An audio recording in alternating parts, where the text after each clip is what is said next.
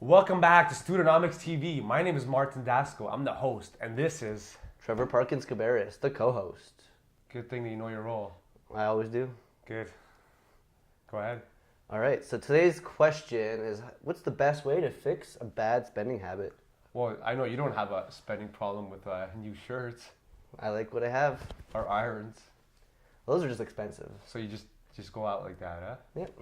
So what if you see like a pretty girl on the way here? I'm gonna talk to her. Oh, about what? My wrinkly shirt.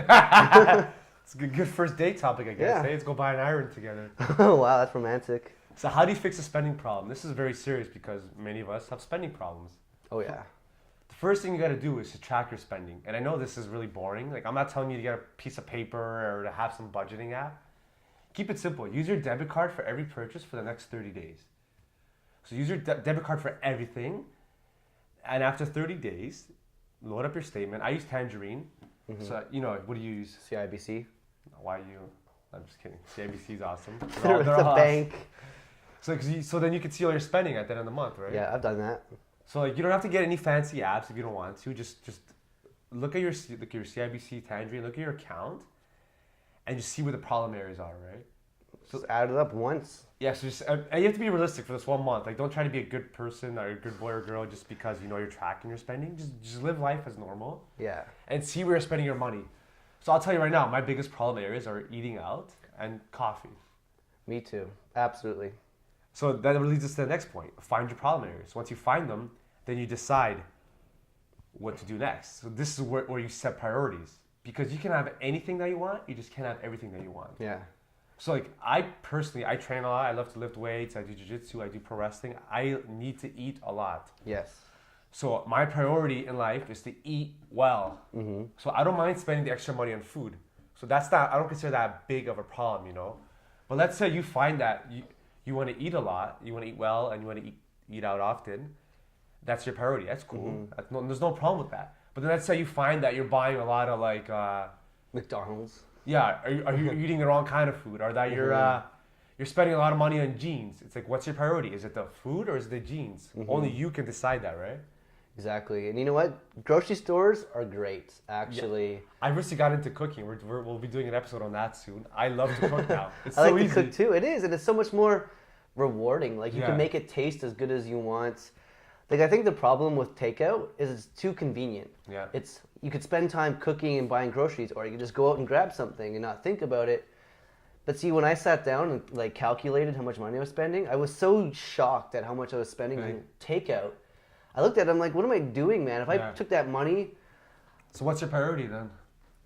like what to do with my money, Yeah. with everything? Well, I guess just pay off my debt at this point. See, so exactly. So if your goal is to pay off your debt, then yes, you should make that your priority over Yeah. everything else, right? And it's not like I feel heartbroken because I have to give up buying takeout. Like, now that I kind of realize You're it, I'm heartbroken like, for other reasons. yeah, exactly. Less expensive reasons. Oh, the ghosting. Yeah. No, So- but it's, The next point is pretty simple. Like, saving money is so boring, right? Like, yeah. that's why you have to set goals. I call it the Cancun technique. I realized this when I was in Cancun in 2012. I remember, like, the guy that works at the resort, he takes you to the clubs. So I asked him, I'm like, how much is a ticket? So this is almost 5 years ago now. And the guy goes, oh, it's 65 US. I'm like, dude, like, who can afford that? Everyone here is like in their early 20s. Nobody can afford $65 a night plus tips. Plus, That's US. yeah, plus transportation. And then he said something that stuck with me, and that's why I coined the Cancun technique. Young people will always find a way to spend money on partying.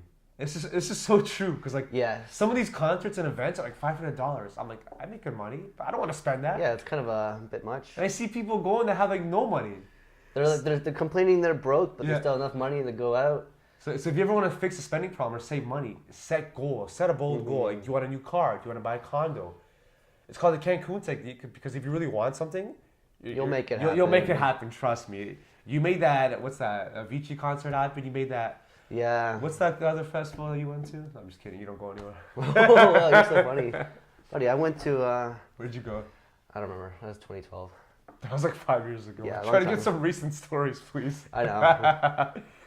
And the final tip is, so that you've identified your problem area, you're working on it, you have your priorities. The final thing is the Houdini system.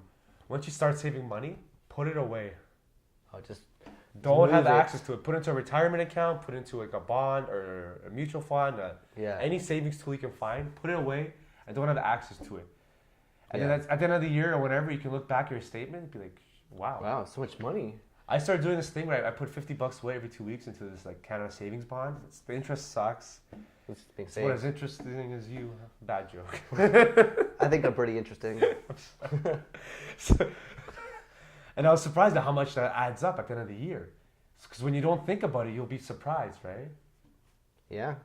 So that's how you fix a spending problem. Good luck.